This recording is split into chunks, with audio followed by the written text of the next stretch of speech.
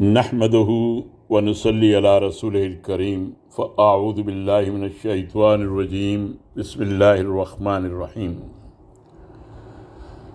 اصلاح میں ترجیحات۔ ہم دین میں ترجیحات کی کتاب میں سے اس باب کا مطالعہ کر رہے ہیں، اصلاح میں ترجیحات۔ اس کا ذیلی موضوع ہے فکری جنگ کی تیاری۔ پچھلی نشست میں ہم نے نظام بدلنے کے لیے فرد کی اصلاح کے موضوع پر مطالعہ کیا تھا۔ آج کا موضوع ہے فکری جنگ کی تیاری۔ یاد رہے کہ ہم جس کتاب کا مطالعہ کر رہے ہیں وہ ہے دین میں ترجیحات، جسے علامہ یوسف القرضاوی صاحب نے مرتب کیا ہے۔ فکری جنگ کی ترجیح، اس بارے میں علامہ محترم لکھتے ہیں، اصلاح کے میدان میں اس طرف بھی نظر پھیرنے کی ضرورت ہے کہ ہر اس چیز کو مقدم رکھا جائے جس کا تعلق فکر کی درستی، نظریے کی صحت اور عمل کے نتیجہ خیز ہونے کے ساتھ ہو۔ اس میں شک نہیں کہ یہ ہر مطلوبہ اصلاح کے لیے قوی بنیاد ہے، کیونکہ یہ سمجھ میں آنے والی بات نہیں ہے کہ درست طریقہ کار کے ساتھ صحیح عمل کیا جائے اور اس کی بنیاد جس فکر پر ہے وہ درست نہ ہو۔ شاعر کہتا ہے، یستقیم الظل والعود اعوج، اگر لکڑی ٹیڑھی ہو تو اس کا سایہ کیسے سیدھا ہو سکتا ہے۔ متا یستقیم الظل والعود اعوج، اگر لکڑی ٹیڑھی ہو تو اس کا سایہ کیسے سیدھا ہو سکتا ہے۔ جس کا کسی معاملے میں تصور ہی غلط ہو تو اس سے جو توقع کی جا سکتی ہے وہ یہی ہے کہ اس معاملے میں اس کا کردار بھی غلط ہی ہوگا، کیونکہ کردار حسن و قبح میں اپنے تصور کا تابع ہوتا ہے۔ اسی وجہ سے فکری مارکے جو ٹیڑھے افکار کو سیدھا اور غلط مفاہیم کو درست کرتا ہے وہ ترجیح رکھتا ہے اور اس کو دوسروں پر مقدم رکھنے کا حق ہے۔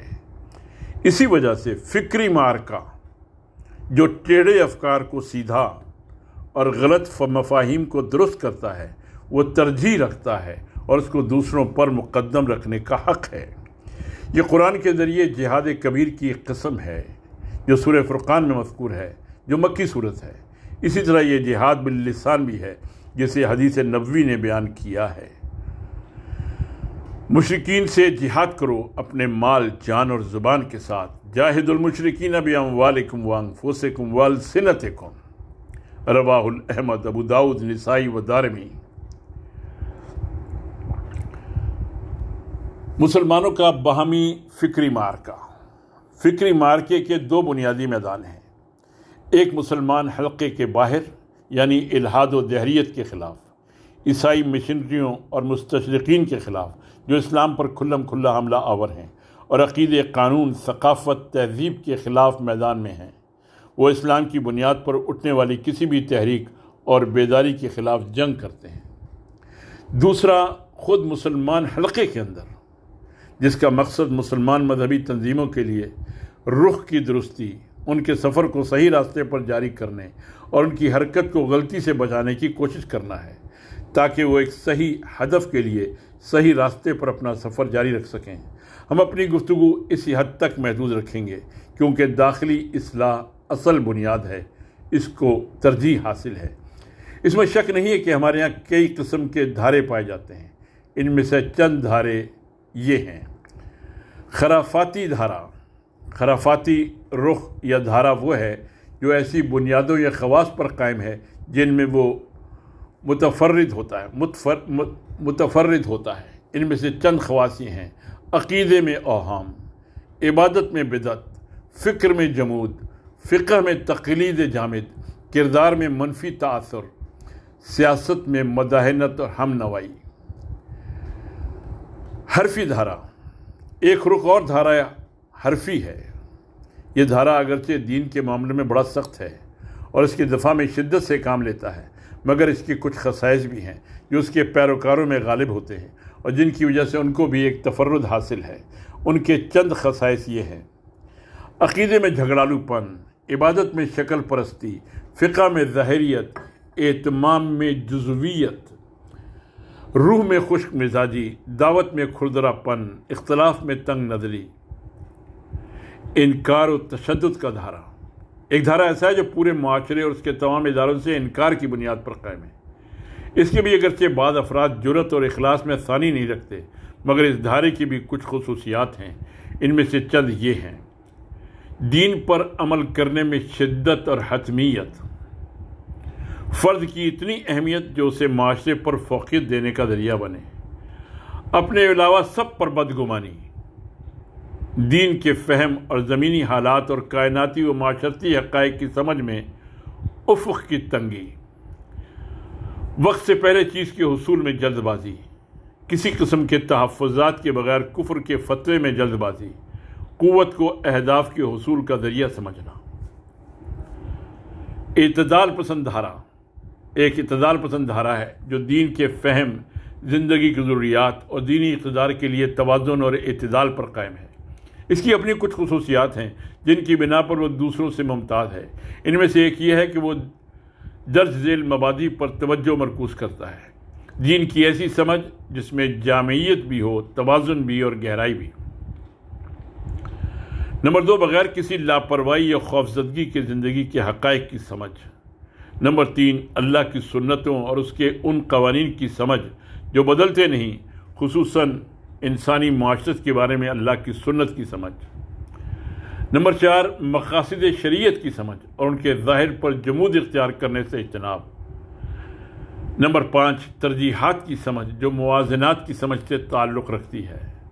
نمبر 6، اختلاف کی سمجھ اور دوسری اسلامی تنظیموں کے ساتھ اختلاف کے آداب کا لحاظ، متفقات میں تعاون اور مختلفات میں تسامح ہے۔ نمبر 7، سلفیت اور جدیدیت یا اصالت و معاصرت کا اجتماع۔ نمبر 8، شریعت کے مسلمات اور زمانے کی تبدیلیوں میں توازن۔ نمبر 9، اس بات پر ایمان کے فکری، نفسیاتی اور اخلاقی تبدیلی ہی تہذیبی انقلاب کی بنیاد ہوتی ہے۔ اس بات پر ایمان کہ فکری، نفسیاتی اور اخلاقی تبدیلی ہی تہذیبی انقلاب کی بنیاد ہوتی ہے۔ نمبر 9، امت کی نشاط ثانیہ اور انسانیت کو جدید معاشی فلسفوں کے چنگل سے چھڑانے کے لیے اسلام کو ایک کامل تہذیبی پروگرام کے طور پر پیش کرنا۔ نمبر 10، فتویٰ میں تحصیر اور دعوت میں تبشیر کا طریقہ کار اپنانا۔ نمبر 11، اسلام کے سیاسی اور معاشرتی اقدار جیسے آزادی، احترام، شورا، عدل، اجتماعی اور حقوق انسانی کو اجاگر کرنا۔ نمبر 12، دوسروں یعنی غیر مسلم مخالفین یا روحانیت سے محروم اور اقلیت پرست مسلمانوں کے ساتھ اچھے طریقے سے مکالمہ۔ نمبر 13، مسلمانوں کے مقدسات اور ان کے ممالک کے دفاع کے لیے جہاد کو ذریعہ بنانا۔ یہ وہ دھارا ہے جس پر ہم یقین رکھتے ہیں اور اسی کی طرف ہم دعوت دیتے ہیں۔ ہمارے خیال میں یہ اسلام کی اصل تعبیر ہے، جیسا کہ اللہ تعالیٰ نے اسے اپنی کتاب میں نازل کیا ہے، جیسا کہ اس کے رسول نے اپنی سنت و سیرت میں اس کی طرف ہدایت دی ہے، جیسا کہ اسے خلفائے راشدین اور صحابہ کرام رضی اللہ عنہم اجمعین نے اسے عملی کر کے دکھایا ہے، اور جیسا کہ ان کے تابعین اور با احسان اور امت کی خیر القرون نے اسے سمجھا ہے۔ اعتدال پسند دھارے کا فرض۔ اس میں کوئی شک نہیں ہے کہ دھارا امت کی امیدوں کا مرکز ہے، جس طرف کل کے لیے نگاہیں اٹھتی ہیں اور اس پر لازم ہے کہ وہ اپنی دعوت کو نمایاں کرنے کے لیے زیادہ سے زیادہ کوششیں صرف کرے۔ وہ اپنے کارکنان کی تربیت کرے، اپنے مد مقابل کو قانع کرے، اپنے مخالفین کے ساتھ مکالمہ کرے اور اس جال سے بچ نکلنے کی کوشش کرے جو اس کے لیے نصب کیا گیا ہے اور جس کے ذریعے اسے ایسے کاموں میں مبتلا کرنے کی کوشش کی جا رہی ہے جو انہیں ناپسند ہے اور جس کا وہ ارادہ نہیں رکھتا۔ اب یہ بات بے شمار دلائل سے ثابت ہو چکی ہے کہ داخلی اور خارجی مخالف طاقتیں اس دھارے سے دوسروں کی نسبت زیادہ خوف کھاتی ہیں، بلکہ اسے ناپسند کرتی ہیں اور اس کے ساتھ دوسروں کے مقابلے میں زیادہ دشمنی رکھتی ہیں۔ اس سے پہلے وہ تشدد اور انتہا پسندی کے دھارے سے لوگوں کو ڈراتے تھے، مگر اب ایک اور ترانہ گایا جاتا ہے اور وہ یہ کہ اعتدال پسند اسلام سے بچ کر رہو، کیونکہ یہ دوسروں کی نسبت زیادہ خطرناک ہے۔ دوسرے دھاروں کی طبعی عمر اتنی زیادہ نہیں ہوتی اور وہ زیادہ دیر تک باقی نہیں رہتے، مگر یہ دھارا مسلسل جاری رہتا ہے۔ ان کے نزدیک اس کا اعتدال محفوظ نہیں ہوتا، اس کا آغاز اعتدال سے ہوتا ہے اور پھر انتہا پسندی پیدا ہوتی ہے، کیونکہ ان کے خیال میں انتہا پسندی خود اسلام میں چھپی ہوئی ہے۔ یہیں سے انہوں نے لوگوں کو پیش قدمی کرنے والے اسلام سے ڈرانا شروع کیا ہے اور اسے وہ سبز خطرے کا نام دیتے ہیں۔ وہ اس کو سرخ خطرے کی جگہ اپنا نیا دشمن گردانتے ہیں۔ وہ سرخ خطرہ جو پورے یورپ میں اشتراکیت کے زوال کے ساتھ زوال پذیر ہوا، لیکن اس بات کا خود ان کے منصف مزاج لوگوں نے جواب دیا ہے اور انہوں نے اس بات پر زور دیا ہے کہ اسلامی خطرہ کوئی حقیقت نہیں رکھتا بلکہ یہ محض وہم ہے۔ اعتدال پسند دھارے کے لیے ضروری ہے کہ وہ خود اسلامی ممالک میں مغرب کے اعلی کار اور ان کے شاگردوں کا سامنا کرے، جن کے نام تو مسلمانوں کے ہوتے ہیں مگر وہ پوری قوت سے اسلام کے تہذیبی پروگرام کی مخالفت کرتے ہیں اور امت اور دین کے دشمنوں کی صف میں کھڑے ہوتے ہیں۔ یہ وہی لوگ ہیں جن کے بارے میں رسول کریم صلی اللہ علیہ وسلم حضرت حذیفہ رضی اللہ عنہ کی روایت کردہ متفق علیہ حدیث میں فرماتے ہیں، جہنم کے دروازوں میں کھڑے ہو اس کی طرف دعوت دینے والے ہیں، جس نے ان کی پیروی کی وہ اسے جہنم میں پھینک دیں گے۔ کسی نے کہا یا رسول اللہ ان کی کوئی صفت بیان کیجئے، تو آپ صلی اللہ علیہ وسلم نے فرمایا، ہم من جلدتنا ویتکلمون بألسنتنا، وہ ہم ہی میں ہوں گے اور ہماری ہی زبان بولتے ہوں گے۔ اس بنا پر ان لوگوں کا مقابلہ ضروری ہے۔ یہ امت میں فساد برپا کرتے ہیں، اسے اپنی حقیقت اور اپنے نسب و لعن سے برگشتہ کرتے ہیں، اس کو میٹھے شہد اور بھوک دلانے والے مرغن غذاؤں کی صورت میں زہر ہلاہل پلاتے ہیں۔ وہ اخبارات اور رسائل کے ذریعے، ریڈیو، ٹی وی اور انٹرنیٹ کے ذریعے نوجوان نسل کو گمراہ کرتے ہیں۔ یہ لوگ ہماری نئی نسل کی عقل و فکر کا وہی اثر کر رہے ہیں جو مہلک وبائیں جانداروں کے جسم کے ساتھ کرتی ہیں۔ ہماری قوم کے یہ مستغربین استعماری افکار رکھتے ہیں۔ یہ کام وہ اس وقت سے کر رہے ہیں جب استعمار نے اپنا بوریا بسترا گول کر کے ہمارے ملکوں سے رحلت کی ہے۔ یہ وہ لوگ ہیں جو مستشرقین اور عیسائی مشینریوں کے برے سے برے افکار اپنے ذہنوں میں پالتے ہیں۔ ان میں سے اکثر ایسے ہیں جنہوں نے ہماری تہذیب کے لیے ایک دن بھی اپنے دل میں اخلاص پیدا نہیں کیا۔ اگر کسی نے اخلاص کیا بھی ہے تو اسے اس تہذیب کے صحیح فہم کے لیے مواد فراہم نہیں ہو سکا اور اسے اس تہذیب کے اصل سرچشموں اور اصل ورثے سے استفادہ کرنے کا موقع نہیں ملا، جن میں سب سے اہم زبان ہے۔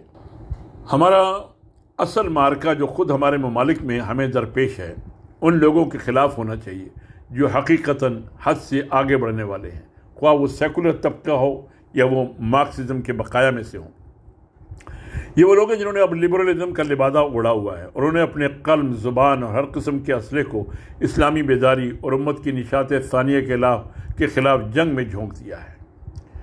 وہ اس کے دائیوں کے بارے میں تشویش پیدا کرتے ہیں اور لوگوں کو ان سے متنفر کرنے کے لیے نئی نئی اصطلاحات وضع کرتے ہیں، جیسے سیاسی اسلام اور بنیاد پرستی وغیرہ۔ یہ لوگ اسلام پسندوں اور حکمران طبقوں کے درمیان اختلاف پیدا کرتے ہیں اور ملک کی قوت کو ایسے خون ریز جھگڑوں میں ضائع کرتے ہیں جن کی کوئی انتہا نہیں ہوتی، سوائے اس کے کہ وہ کوئی نئی صورت میں نئے نام سے پھر شروع ہو جائیں۔ مارکے کو اس رخ پر لے جانے کے لیے جو بھی کوشش کی جائے گی اور خود اسلام پسندوں کے درمیان میں جو بھی دشمنی پیدا کی جائے گی، جن کے درمیان یا تو فقہی اور فروعی مسائل میں اختلاف ہوتا ہے یا بعض عقائد میں یا ترجیحات عمل میں یا پھر مختلف جزوی مسائل کے حوالے سے نقطہ نظر میں، تو یہ خطرناک قسم کی غفلت ہوگی۔ یہ اس بات کی دلیل ہوگی کہ ہم نے اپنے اصل دشمن کو نہیں پہچانا، جو ہم سب کا مشترکہ دشمن ہے اور وہ ہمیں ایک دوسرے سے ٹکرانا چاہتا ہے۔ وہ پہلے ان کو الگ الگ کرنا چاہتا ہے، پھر آخری فیصلہ کن وار میں ان سب کو نشانہ بنائے گا۔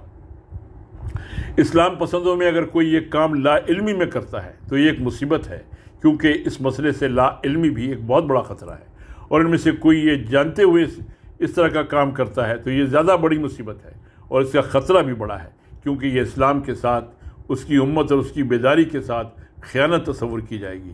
اللہ تعالیٰ شاعر پر رحم کرے جو کہتا ہے، اذا کنت لا تدری فتلک مصیبہ وان کنت تدری فالمصیبۃ اعظم۔ اگر تم نہیں جانتے تو یہ ایک مصیبت ہے، لیکن اگر تم جانتے ہو اور پھر بھی میرے ساتھ یہ سلوک کرتے ہو تو یہ زیادہ بڑی مصیبت ہے۔ میرے خیال میں اعتدال پسند دھارے پر ایک بہت بڑی ذمہ داری عائد ہوتی ہے، جس کے لیے اسے بھرپور کوشش، انتہائی بے چینی اور جہاد کرنے کی ضرورت ہے۔ وہ ذمہ داری یہ ہے کہ مسلمانوں کی یعنی اسلام پسند حلقوں کی صفوں میں اتحاد پیدا کرے اور اس کے لیے ان بنیادوں کو سامنے رکھے جن پر سب کے درمیان اتفاق ہے۔ ان میں سے ایک یہ ہے کہ لوگوں کو اسلامی عقیدے کے 6 ارکان یعنی اللہ پر، فرشتوں پر، کتابوں پر، رسولوں پر، قیامت کے دن پر اور تقدیر پر ایمان لانے پر مجتمع کرے۔ اس کے بعد عمل کے 5 ارکان یعنی کلمہ شہادت، اقامت نماز، ادائیگی زکوٰۃ، رمضان کے روزے اور بیت اللہ کا حج پر اکٹھا کرے۔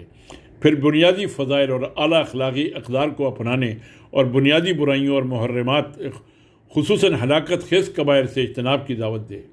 ہمارے لیے اتنا کافی ہوگا کہ ہم ان کلیات پر اجمالی طور پر مل بیٹھیں۔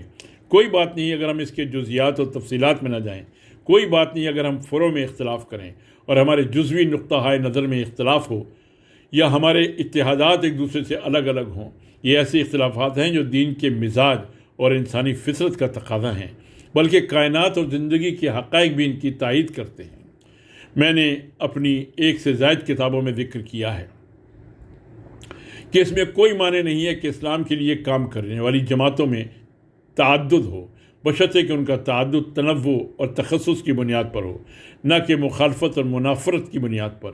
تنوع کی بنیاد پر اگر تعدد ہوگا تو یہ مزید ترقی اور نشو و نما کا ذریعہ بنے گا، اور اگر یہ تعدد مخالفت اور منافرت کا تعدد ہوگا تو یہ آپس میں ایک دوسرے کو کھا کر ختم ہو جائیں گے۔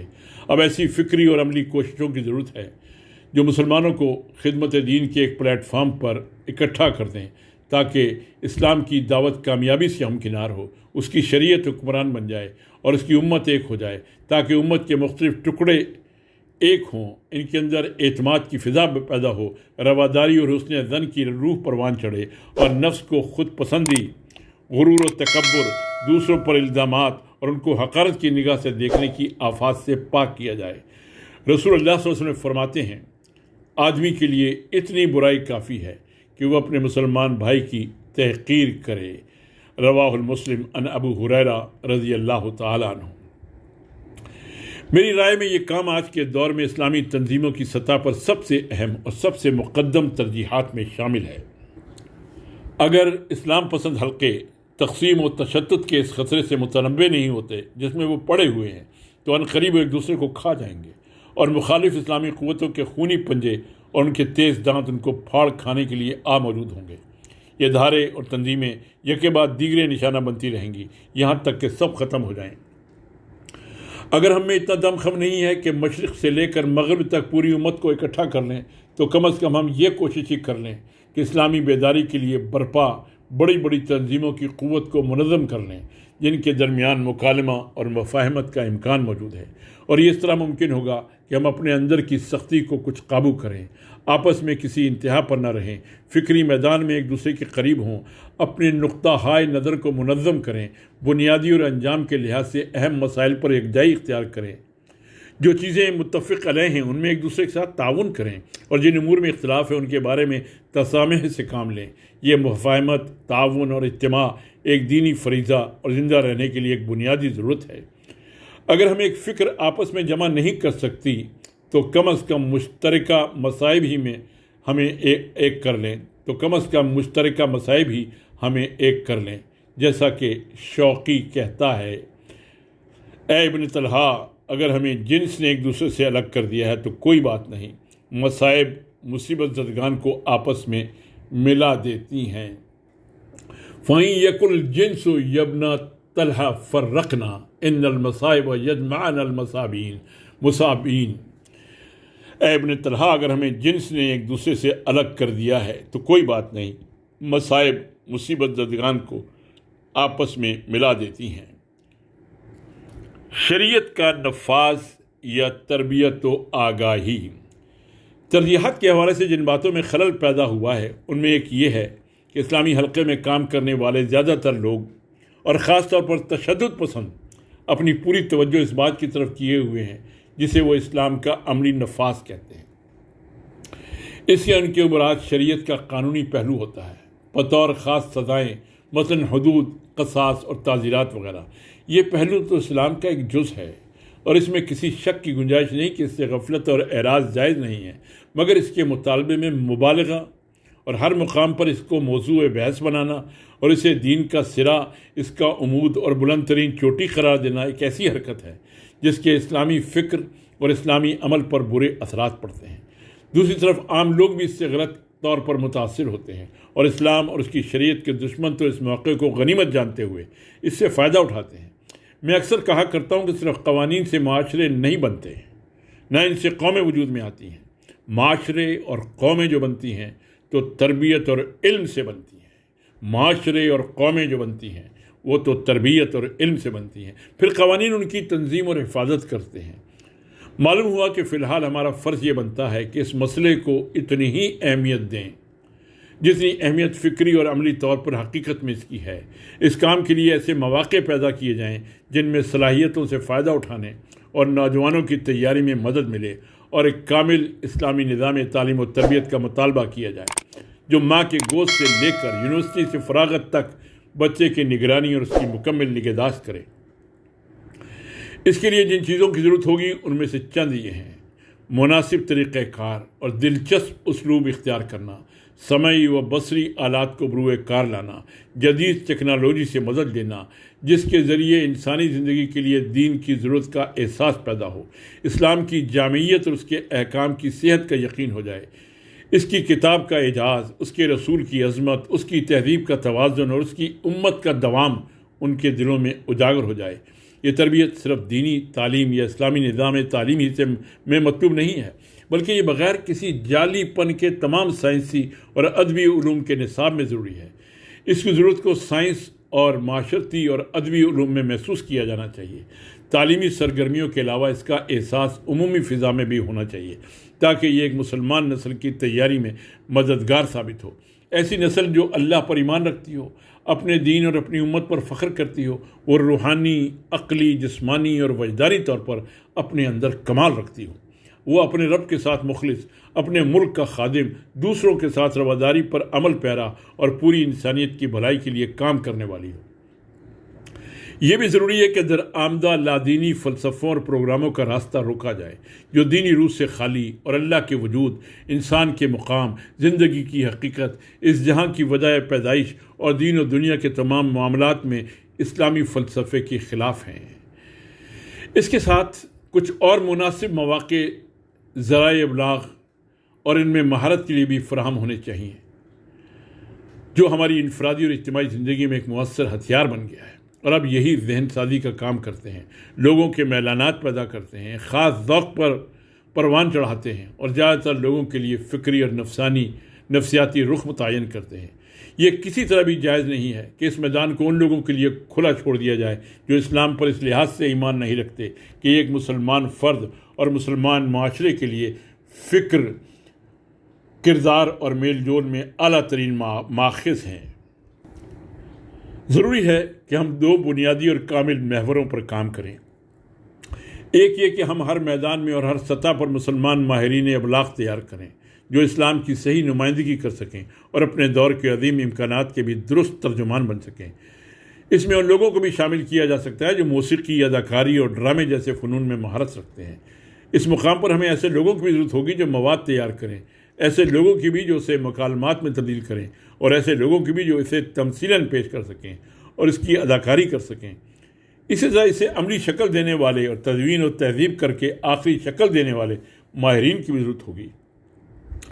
یہ سب چیزیں آسان نہیں ہیں، اس میں بہت سے شرعی اور عملی مشکلات ہیں جن کو ختم کرنے کے لیے کام کرنے کی ضرورت ہے، اگرچہ اس کے لیے ہمیں مرحلہ وار ہی کام کرنا پڑے گا۔